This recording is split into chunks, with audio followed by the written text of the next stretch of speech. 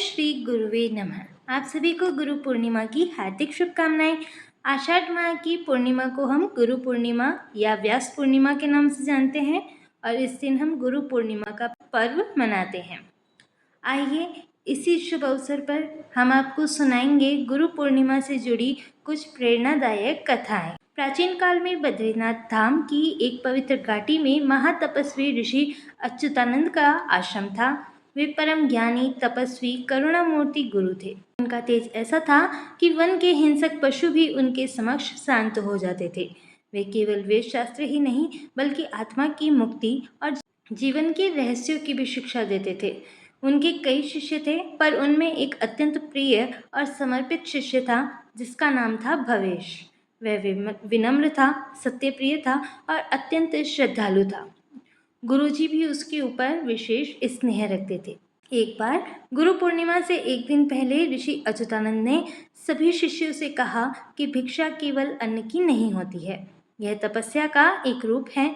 आज तुम सब जाओ और सच्चे भाव से भिक्षा मांगो, लेकिन तुम्हें वहाँ भी जाना होगा जहाँ लोग धर्म से विमुख होते हैं, जहाँ आस्तिक के साथ साथ नास्तिक लोग भी रहते हों।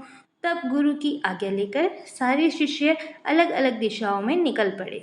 भवेश उत्तर दिशा की ओर गया और एक गांव में पहुंच गया। वहां एक बड़ा सुंदर किंतु वीरान सा भवन देखा, जहां पर धूप दीप के कोई चिन्ह नहीं थे।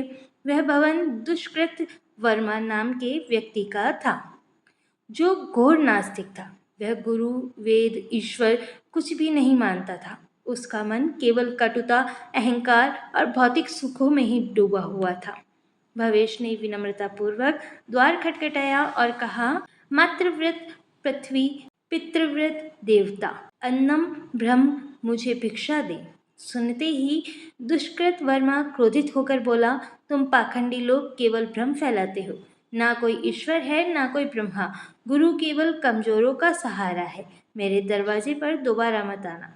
और फिर उसने भवेश को अपमानित कर मार पीट कर बाहर धकेल दिया। उस अपमान से भवेश का शरीर कुछ चोटिल हो गया, पर मन शांत रहा। और फिर जब वह लौटकर आश्रम में वापस पहुंचा, तब ऋषि अच्युतानंद ने उसकी स्थिति देखी और कहा, भवेश, आज तूने केवल शरीर से नहीं आत्मा से भी भिक्षा मांगी है। जो अहंकारी को भी ईश्वरीय दर्शन दे, वही सच्चा शिष्य होता है। अब समय है कि मैं उस दुष्कृत के अंधकार को मिटाऊं। अब गुरु ने ध्यान लगाया और अपने योग बल से दुष्कृत वर्मा के पूर्वजों की आत्मा को बुलाया। उसी रात दुष्कृत को स्वप्न आया। उसके पितरों ने कहा, ओ मूढ़, तूने जिस दिव्य बालक को अपमानित करके लौटाया है, वह तपस्वी आत्मा है। उसके पीछे जो गुरु हैं, वे स्वयं ब्रह्मा के अंश है। यदि अब भी तू न सुधरा तो तेरा पतन निश्चित है। और फिर अगली सुबह दुष्कृत कांपता हुआ सीधा आश्रम में पहुंच गया। वह गुरु अच्युतानंद के चरणों में गिर पड़ा और बोला, हे गुरुवर, मुझे क्षमा कीजिए। मैं अज्ञान था, मुझे क्षमा करें। मैंने आपके शिष्य को पीड़ा दी। मैं अब सब कुछ त्याग कर अपनी आपकी शरण में जाता हूँ। गुरु तो गुरु होते हैं, सबको एक समान समझते हैं, सबके दोषों को क्षमा कर देते हैं। गुरु ने उसे उठाया और कहा, ज्ञान का दीप जब किसी के भीतर जल जाए तो अंधकार का अंत निश्चित है। तुम अब सेवा और तप में जीवन बिताओ। तब से दुष्कृत ने न केवल अपने जीवन को बदला, बल्कि उसी घर को दत्त सेवा धाम नाम देकर उसमें अन्नदान, विद्यादान और धार्मिक कार्य शुरू कर दिए। फिर अगले वर्ष गुरु पूर्णिमा के दिन जब गुरु अच्युतानंद अपने शिष्यों के बीच बैठे थे, उन्होंने भवेश को बुलाकर कहा, जो स्वयं पीड़ा सहकर भी किसी को प्रकाश की ओर ले जाए, वही सच्चा दीपक है। आज तूने न केवल अपना धर्म निभाया, बल्कि एक आत्मा का भी उद्धार किया है। गुरु के यह वचन सुनकर सभी शिष्यों की आंखों में आंसू थे। इस प्रकार गुरु की शरण में केवल ज्ञान ही नहीं मिलता, अज्ञान मिटता भी है, संपूर्ण जीवन बदल जाता है। और जब शिष्य धर्म पर अडिग हो, तब स्वयं काल भी मार्ग से हटता है। सभी प्रेम से बोलिए, गुरु देवता की जय। आइए अब सुनते हैं महर्षि वेदव्यास जी से संबंधित पौराणिक कथा। महर्षि वेदव्यास जी को भगवान विष्णु का ही अंश माना गया है। वेदव्यास जी की माता का नाम सत्यवती और पिता का नाम ऋषि पराशर था। महर्षि वेदव्यास जी के बचपन से ही अध्यात्म में बहुत रुचि थी।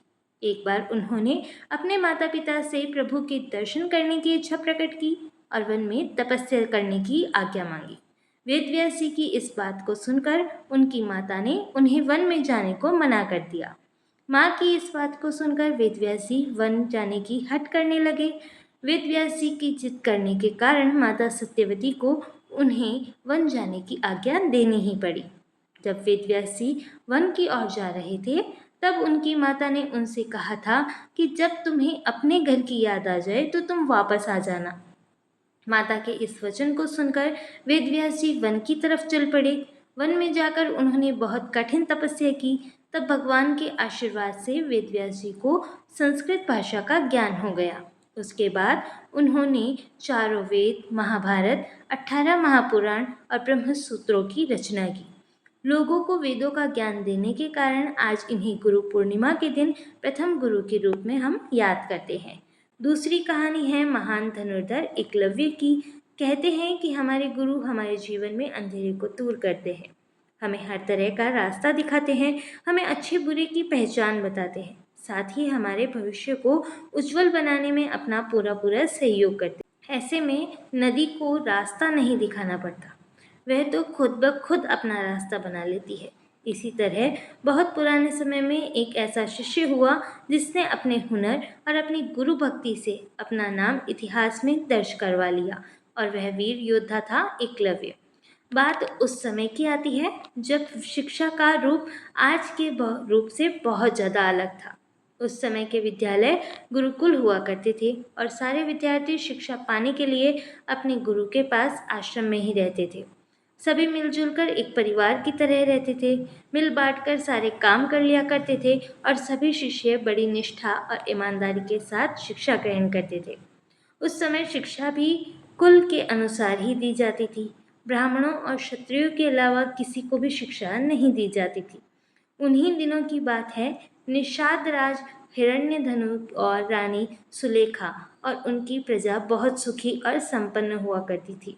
निषाद राज हिरण्यधनु की रानी सुलेखा ने एक पुत्र को जन्म दिया जिसका नाम अभिधुम्न रखा गया।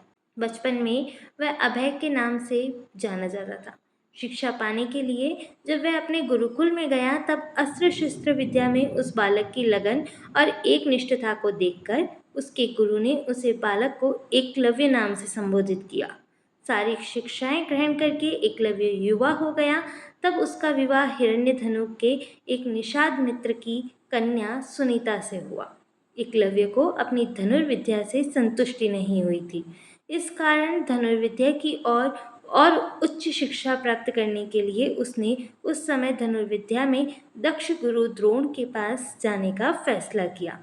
एकलव्य के पिता जानते थे कि द्रोणाचार्य केवल ब्राह्मणों और क्षत्रिय वर्ग को ही शिक्षा देते हैं और उन्होंने एकलव्य को भी इस बारे में बताया, लेकिन धनुर्विद्या सीखने की धुन और द्रोणाचार्य को अपनी कलाओं से प्रभावित करने की सोच लेकर वह उनके पास गया। लेकिन ऐसा कुछ भी नहीं हुआ और गुरु द्रोणाचार्य ने उसे धनुर्विद्या सिखाने से मना कर दिया। गुरु के द्वारा शिक्षा न देने से एकलव्य इस बात से बिल्कुल आहत नहीं हुआ और उसने वही जंगल में रहकर धनुर्विद्या प्राप्त करने की ठान ली। उसने जंगल में द्रोणाचार्य जी को एक मूर्ति बनाई और उन्हीं का ध्यान करके धनुर्विद्या में महारत हासिल कर ली। एक दिन गुरु द्रोणाचार्य अपने शिष्यों और एक कुत्ते के साथ शिकार के लिए उसी वन में पहुंच गए जहाँ एकलव्य रहते थे। उनका कुत्ता रास्ता भटक गया, एकलव्य के आश्रम में पहुंच गया और जोर जोर से भौंकने लगा। एकलव्य उस समय धनुर्विद्या का अभ्यास कर रहे थे। कुत्ते के भौंकने की आवाज़ से उनकी साधना में बाधा पड़ रही थी, इसलिए उन्होंने ऐसे बाण चलाए कि उस कुत्ते को जरा सी भी खरोच नहीं आई और उन बाणों से उस कुत्ते का पूरा मुंह भर गया। उस कारण कुत्ते का मुंह बंद हो गया और उसने भौंकना भी बंद कर दिया। अब वह कुत्ता इसी प्रकार बाणों से भरे हुए मुंह को लेकर अपने गुरु द्रोण के पास भागा। कुत्ता असहाय होकर गुरु द्रोण के पास पहुंच गया। गुरु द्रोण और शिष्य ऐसी श्रेष्ठ धनुर्विद्या देखकर घोर आश्चर्य में पड़ गए। अब वे उस महान धनुर्धर को खोजते खाजते एकलव्य के आश्रम में जा पहुंचे। पहुँचते ही देखते हैं कि एकलव्य ऐसे बाण चला रहा है जो कोई परमवीर योद्धा भी नहीं चला सकता। और यही बात द्रोणाचार्य जी के लिए चिंता का विषय बन गई।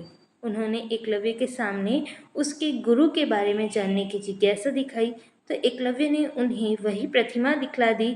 उन्हें जानकर और भी आश्चर्य हुआ कि द्रोणाचार्य को मानस गुरु मानकर, यानी कि मन में ही उनका ध्यान करके एकलव्य ने खुद ही अपने प्रयास से, अपने अभ्यास से यह विद्या प्राप्त कर ली है। अपनी प्रतिमा को देखकर गुरु द्रोण ने कहा कि अगर तुम मुझे अपना गुरु मानते हो तो आप मुझे गुरु दक्षिणा दो। एकलव्य ने तो अपने प्राण तक देने की बात कर दी थी। गुरु दक्षिणा में गुरु द्रोण ने अंगूठे की मांग की, जिससे कहीं एकलव्य सबसे श्रेष्ठ धनुर्धर न बन जाए, और अगर ऐसा हुआ तो अर्जुन को महान धनुर्धर बनाने का जो वचन उन्होंने दिया था वह तो झूठा हो जाएगा। और एकलव्य ने भी बिना हिचकिचाहट अपना अंगूठा गुरु को समर्पित कर दिया। एकलव्य की इस गुरु भक्ति को गुरु द्रोण बहुत प्रसन्न हुए और उन्होंने एकलव्य को आशीर्वाद दिया। साथ ही कहा कि आज के बाद इतिहास में जब जब गुरु भक्ति का नाम आएगा तो एकलव्य की गुरु भक्ति का नाम सबसे पहले लिया जाएगा। यह थी गुरु पूर्णिमा से जुड़ी कुछ खास कथाएं। इन कथाओं को अंत तक सुनने के लिए आप सभी का बहुत बहुत धन्यवाद। वीडियो अगर आपको अच्छी लगी हो तो प्लीज़ आप इसे लाइक ज़रूर कर दीजिएगा।